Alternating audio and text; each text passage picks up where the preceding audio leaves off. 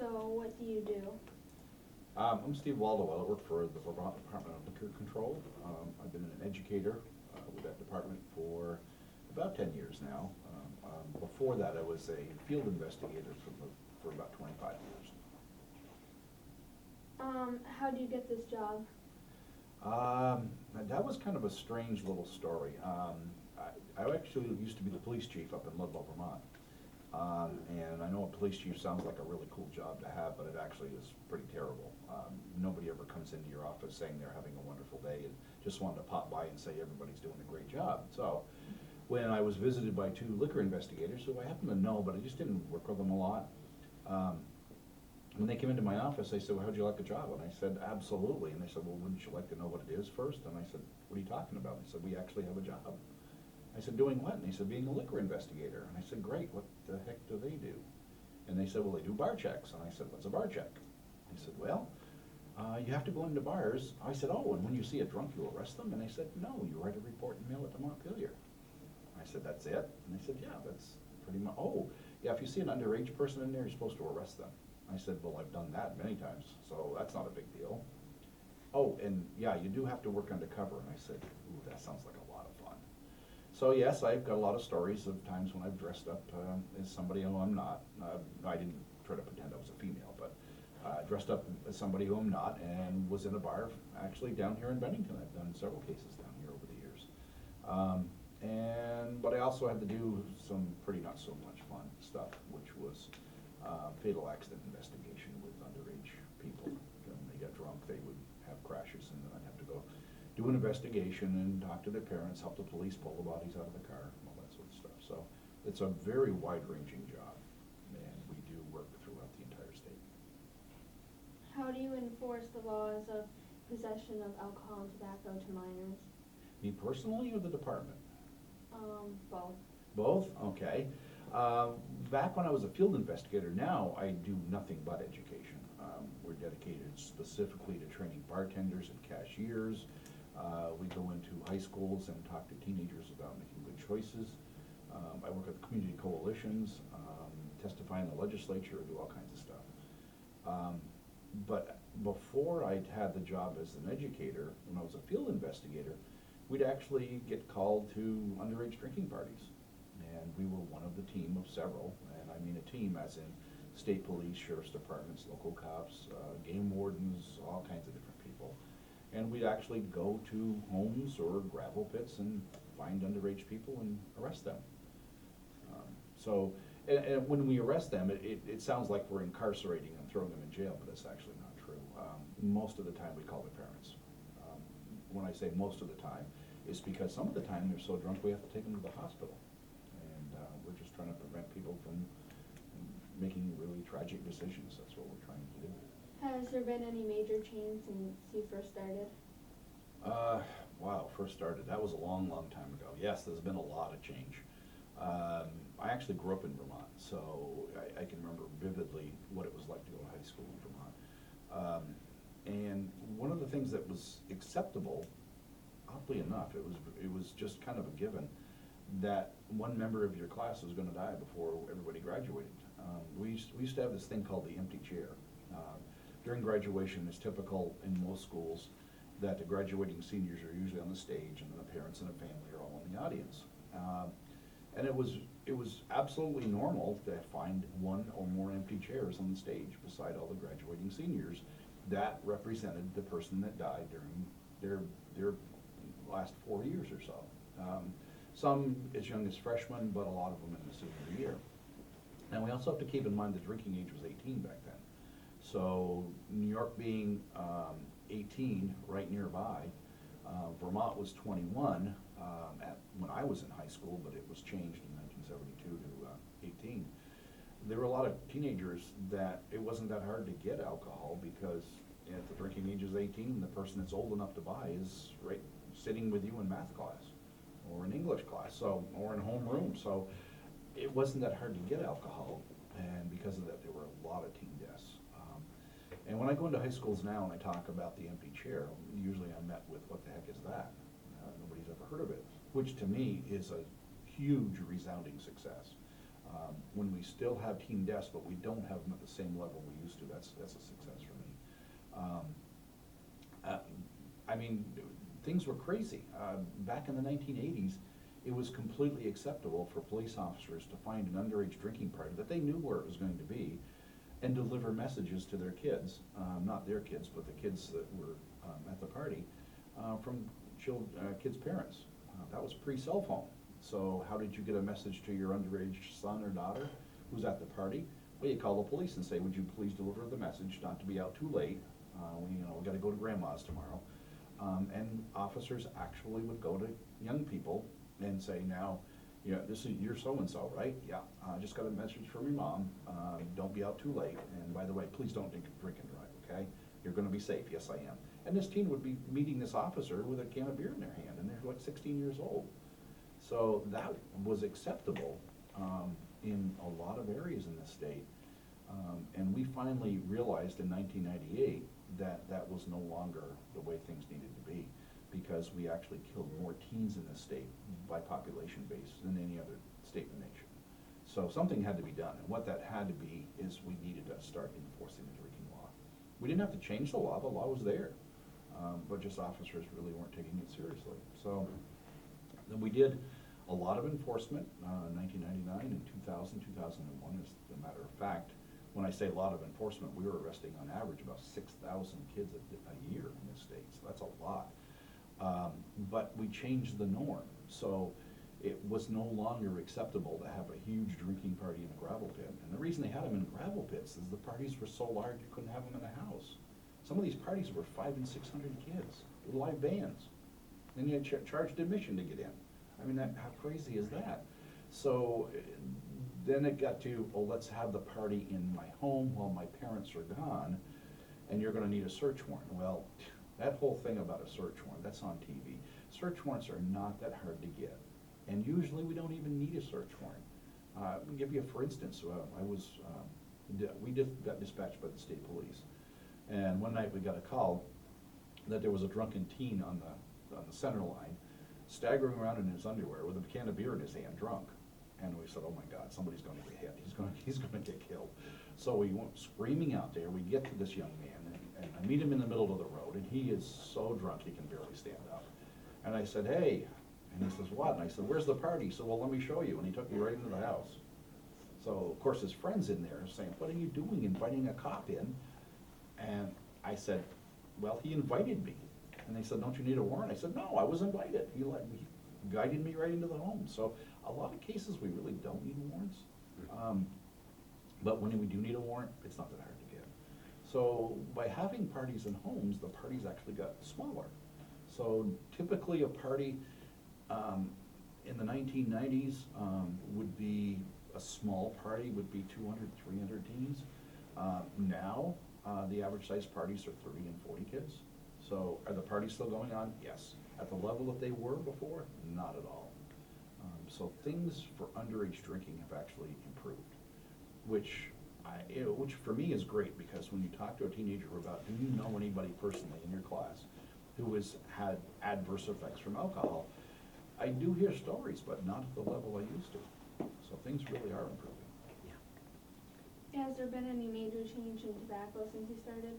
Oh, absolutely. I'll never forget, we've always, well, let me back up a little bit. When I first came into law enforcement, there's always been a prohibition against young people smoking. Always has been. Except the law was there, but most officers, when you said, so at what age do you need to arrest, bust, ticket, whatever you want to call it, an underage person for tobacco, the officers would say, I'm not sure where to find that law. I'm not even sure what the age is. Well, it was 17, just nobody knew it. And one of the things liquor control does is we do tobacco enforcement too. So quite a number of years ago, the legislature thought, this is kind of important. I think we need to enforce this. And we need to make the law very visible. And so they changed it to 18 and said to the officers, you need to go out and arrest people for that. So arrest at that time and still is not a physical arrest. We don't put handcuffs on when we catch a kid with a pack of cigarettes. But we do issue them a ticket. Now, just to give you an idea how long ago that was changed, the fine's $25, and it's never been changed. So that law for $25, when it was first put in, was a long time ago, and back then, $25 was a lot of money. Now it's not a real big deal, it's like 3 packs of cigarettes. So, that was one of the things we hope to have revisited at some point, is make the penalty a little more commensurate with what they're doing wrong, rather than this ridiculous fine. But, yeah, we actually went out and enforced the law, and I'll never forget one officer in Windsor telling me how he was dealing with enforcing the anti-smoking law with teens out in front of the schools. The teens used to just stand in front of the school before school started, and in big groups just out there and smoke. So he, being, you know, an officer, he would drive over with his cruiser. Well, as soon as they saw the police cruiser coming down the road, everybody would scatter. So he said, I gotta find a different way. So he actually figured out he could ride his bicycle. And so he took his bicycle to the school, and of course it took the kids a long time to figure out what that was all about. But he arrested a young man, way underage, like 15 years old, smoking. So he gives the kid the ticket, and the kid says, I don't understand why you're ticketing me. I got these from my mom. So the officer said, really? Are you serious? And he said, yes, I got them from my mom. He said, well, let's find out if this is true or not. So he called the police officer called dispatch, had a police cruiser stop by, put the young man in the police cruiser. The cop went with him. They went back to this young man's house and said, Mrs. So-and-so, well, your son said that you gave him a pack of cigarettes. She said, yeah, I let him smoke. And the officer said, great, and I'll issue you a ticket for furnishing to a minor. So it was kind of funny because parents thought it was kind of okay, and then they quickly learned it's not okay. And as a result of us enforcing smoking underage laws, and we also enforce the laws against stores selling to minors, what we found is the smoking rates have come down significantly. So is it true that kids actually get alcohol from stores? Not as much as they used to. To give you an idea of what I'm talking about, back about 20 years or so ago, it was thought that probably teens were buying alcohol at stores. Now, Liquor Control has always issued liquor licenses since 1934 to stores to sell alcohol or tobacco to people that are of legal age.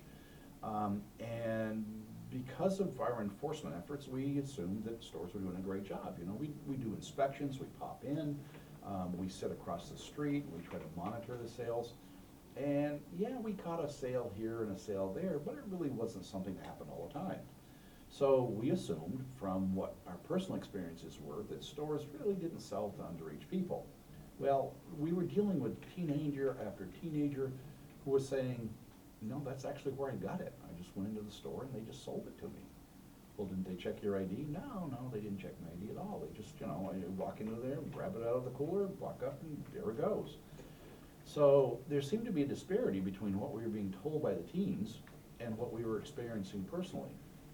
Well, we kind of got forced into this, and it came down to us actually as a start with tobacco. We didn't do alcohol right away. We did tobacco because there was quite a push in the 1990s to do something about underage tobacco smoking. So one of the thoughts was cut it off at the source. If it makes it harder for teens to get tobacco, maybe they won't smoke as much. I'll never forget getting a phone call from our office in Montpelier saying you need to do a compliance check. And I said, great, what the heck is that? And they said, well, go find a teenager. I said, go find a teenager? And they said, yeah, go find a teenager somewhere, preferably 15, 16 years old, and give them some money and send them into a store. Let's see if they sell tobacco or not. And I said, are you kidding me? This is going to be a total waste of time. And they said, no, well, we should just do it. If nobody sells to the kid, fine. So I happened to be working with a group of teens in Springfield, and I said, would anybody be interested? Oh my God, yes, we'd love to do this. This would be so much fun. So I had 2 young people. They were both, I believe, I remember they were either 15 or 16, but they were right in that age bracket, 15 and 16. And I said, now guys, we're not going to go anywhere in Springfield because you know everybody here, and we don't want to muddy the waters with buying from somebody you actually know. And they said, okay, that'd be good, because I don't want to have to face people and make them think I'm a cop or something. I said, okay. So we did some outlying towns. And I'll never forget going, what I would do was park in front of a store or off to the side, and the young people would go in, and then they'd come out, and usually they come out with money in their hands because I gave them money, and they come back with money. Refusal, that would be good. Well, that wasn't what happened. Actually, there was like 17 out of 18 stores did sell to our kids. I was shocked. I said, my God, what the heck is going on out here? This is terrible. Well, I called Montpelier and I said, there's something wrong with my area. I said, everybody is selling to our kids. I don't know what's going on. Nobody's carding them even. They're just selling to them. And so they said, well, that's not happening just in your area. Everybody's having exactly the same problem. And I said, oh my word. Evidently, stores do sell to our kids. So clearly it wasn't a one-time deal. It was something we had to continue to do on a regular basis, was send young people in. And eventually the stores got the plan because they would get a huge fine, like a $100 fine, first offense. And we realized that it needed to be expanded statewide. We needed to have a randomized picking of where we're going to go from 1 month to the next. And it's been going on now since the mid-1990s. We've been doing tobacco. It actually has resulted in almost just a negligible amount of stores selling to minors now. It's actually pretty rare to send a young person in and have the cashier sell to the minor. The road that we took to get to this point, it was bumpy at best. We caught cashiers entering their own date of birth into cash registers because the boss would say, that's it, we're not gonna sell to kids. I'm gonna make you, because the register, when you scan in a pack of cigarettes, actually prompts you with the date of birth. You have to enter the person's date of birth, so that means the cashier's asking for an ID. Well, we caught young people actually entering their own date of birth in, who were 20 years old or something. We caught cashiers doing some crazy things. We found cashiers that couldn't understand English at all. I mean, as in they couldn't read and write at all. So when you ask them the card, they look at this card thing, and they say it's just a bunch of squiggles. I don't know how to interpret that as a date of birth. I had one young lady that sold to our minor, and I said, but it says on the ID card that you looked at if the person was born before this date, then they're old enough. And she said, I don't understand that whole concept of before and after. So I was dumbfounded. I told the owner, I said, I don't know what to tell you. And she said, I don't either. She said, I'm having an awful time trying to hire a competent cashier. So it was a growing process over the years. And now we have very competent cashiers that can do math, that do card, they know what to look for. And the smoking rates have come down with teens for lots of reasons, one of them being stores. You just can't walk into a store and get a pack of cigarettes anymore. Now, that went on when we first started doing tobacco. That went on for 3 or 4 years, and actually is mandated by something called the Sinar law. It's a federal law, and all states have to do compliance checks. All states have to make at least 80% compliance in their town, in their state rather. But alcohol never was mandated. The liquor board itself said, I think we need to do the same thing with alcohol. Well, you never guess what people like myself said. All this is ridiculous. We're gonna be a big waste of time. They may have sold tobacco to kids before, but they're never gonna sell alcohol to kids. Well, our first out-of-the-box experience was, yeah, stores were selling to kids. So we had to ramp up our enforcement, do a lot of more compliance checks. And one of the store owners one time said to me, he said, and it was a very valid question, he said, so you do compliance checks with bars too? We said, well, no, we're just doing stores. And he said, is that fair? No, actually it's not fair. Why shouldn't they be checked? So I'll never forget asking this one young lady, she couldn't been barely 5 feet tall, maybe 80 pounds soaking wet. And I said, would you help me out? And she said, oh, I'd love to. And so the very first place she went into was a fairly nice restaurant that had a bar inside. And she could barely get up in the little bar stool. So she gets up onto the stool and she whispers over to me. She said, because we had to go in with them to make sure, that everything was on the up and up and nobody was lying or falsely representing themselves. So anyway, I'm sitting on the bar stool beside her. We're up in Middlebury. And she whispers to me, she said, this is ridiculous. Nobody's going to sell to me. And I said, well, great. If they don't, they don't. That'll be great, won't it? And she said, well, okay, but I don't think they are. The nice young man behind the bar came over and he says to her, he said, what can I help you with? And she says, can I get a bud? And he said, absolutely. How do you want that in a glass? And she said, okay. And then she looked over at me and she said, oh my God, he's gonna sell to me. And I said, that's why we're doing this. So that was her first introduction. And since then, we've had many interesting experiences doing compliance checks. We continue to do those with bars, hotels, restaurants, stores, everything. What that's done is it's forced the number of stores that sell to minor number down so far that right now, when you look at how teens, and when we ask teens themselves, this isn't from our compliance checks, and you ask teens, how do you get your alcohol? It's rarely from a store. And if they say, yes, it's from a store, and you ask them the next question, which is there a particular person that you get it from at a particular store? They'll say, yeah, it's when my friend, because we allow 16-year-olds to sell alcohol in stores. It's from my friend who works the second shift at the store. We wait till the manager is in the back or making a night deposit, and then I come in, and they're not so stupid as to steal the beer. They actually make the sale, because that way it doesn't show up as an imbalance in the inventory. So, as I said, we've done a great job on the not buying from a store problem. What we've also done, though, is pushed it into not the teens saying, well, forget it, I'm not gonna buy alcohol, is push them into, how do I find another method of obtaining my alcohol? And what we're finding now is it's the third party, so-called third party. A third party is an adult, and I do presentations and whatnot in Burlington and Rutland, and what we're finding in those communities is teenagers are actually using homeless people as a resource. Homeless people are already resourced. They're always under the bridge or over beside that particular tree every single day. They're easy to find, and if you give them a little extra money so they can buy a bottle for them, then absolutely, they'll buy as much alcohol as you want, or whatever kind you want. So, and of course, my conversations with teens are, you do realize these are people in need, that they have their own issues around alcohol, and all you're doing is making it worse for them. And of course, teens go, I don't know about that, I just know that I can get alcohol through them every single time. So now we have this other person sale. As an enforcement officer, that's not an easy problem to deal with, because as a store, that was easy. It's bricks and mortar, they're there. I can sit outside the store and watch it. I can send a teenager in that's underage and attempt to purchase. We can deal with that. What we can't deal with is, okay, where are those teens? Where's this homeless person they're using? That's a harder thing to deal with. And it's made harder still, and Vermont has a very special law. Almost no state has this law. We were going to use something called the shoulder tap.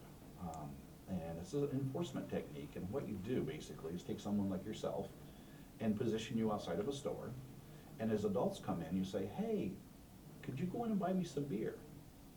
Now, most adults, as you can imagine, would say, I don't think so, you're way underage.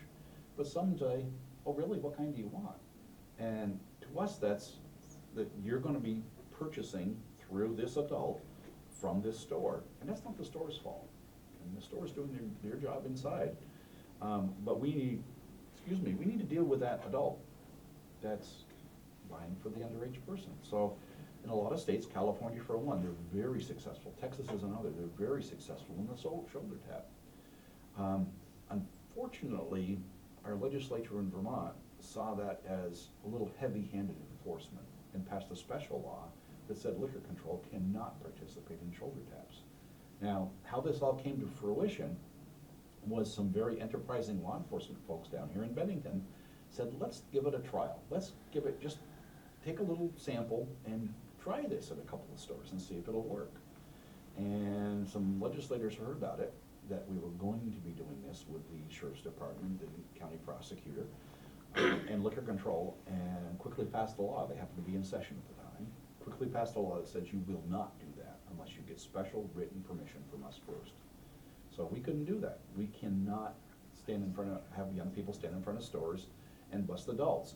Well, the reason the legislature was so adamant about this, it's not what you would think. is so adamant about this is the studies that they've done in California and Texas found most of the adults that were volunteering to buy for the underage people were folks that were either, there were warrants out for their arrest, they were already on parole, they're bad actors in the first place.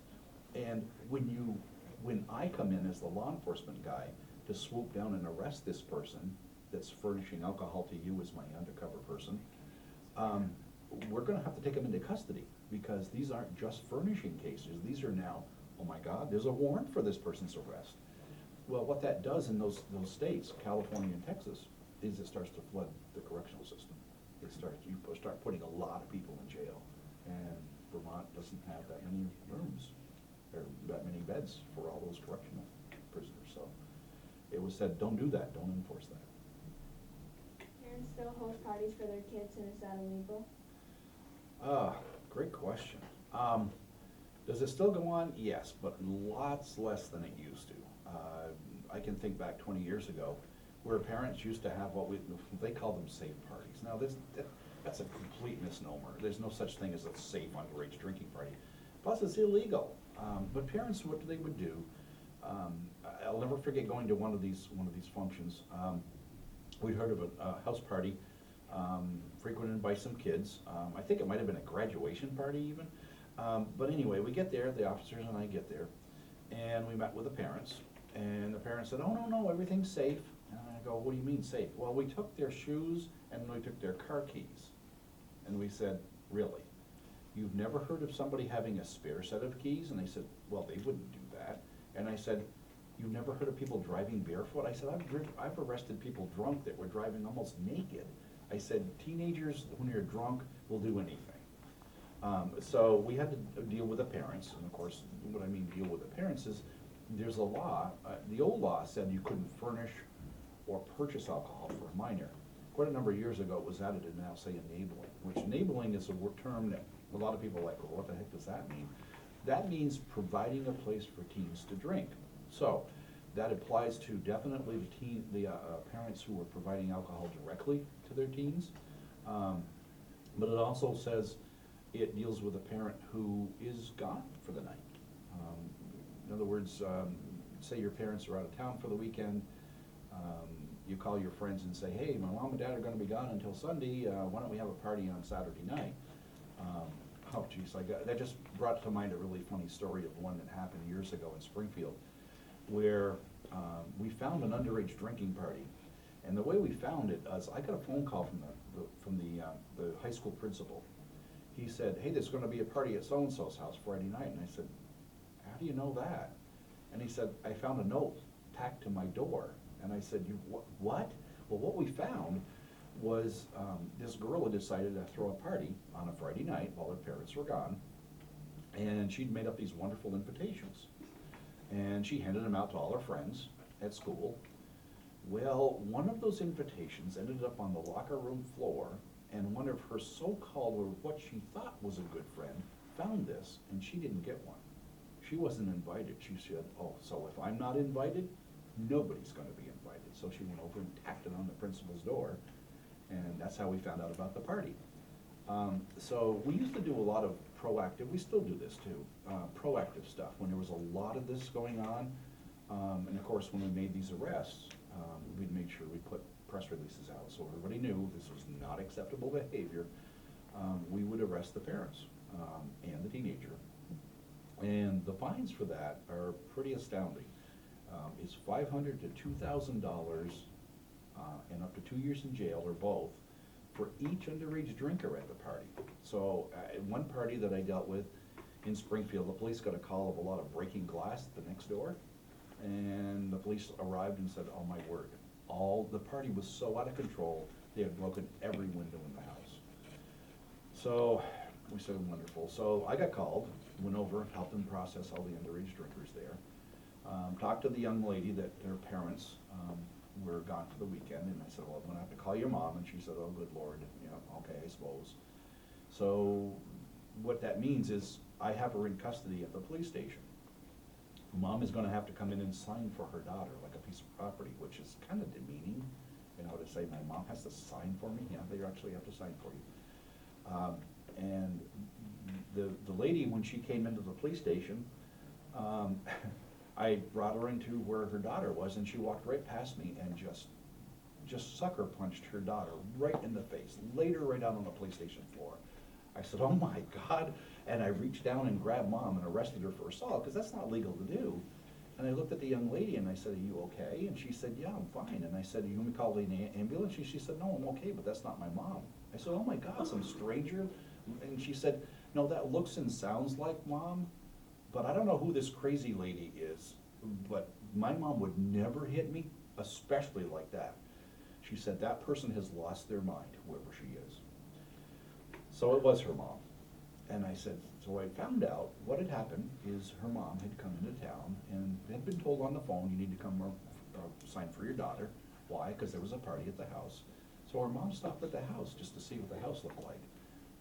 And here it was February, all the windows were smashed out of the house. So that means the pipes are gonna freeze, gonna cause some damage. She looked in the window and all the furniture was broken too. So the house was trashed. She came to the police station, and when she came to the station, I met her at the front door. And I said, Mom, Mrs. So-and-so, before you go in and see your daughter, I need to take some information for the arrest report. And she said, you didn't get that information from my daughter? I said, no, this isn't on her, this is on you. And she said, what do you mean on me? You're arresting me? And I said, yeah, until you turn 18, everything you do can be also the fault of you as well. I'm going to criminal court? And I said, yes. I said, the fine is enabling, $500 to $2,000, up to 2 years in jail or both. And by the way, there were 35 teenagers there drinking underage, so you're gonna be cited for 35 counts of this. Mom just snapped, she lost it.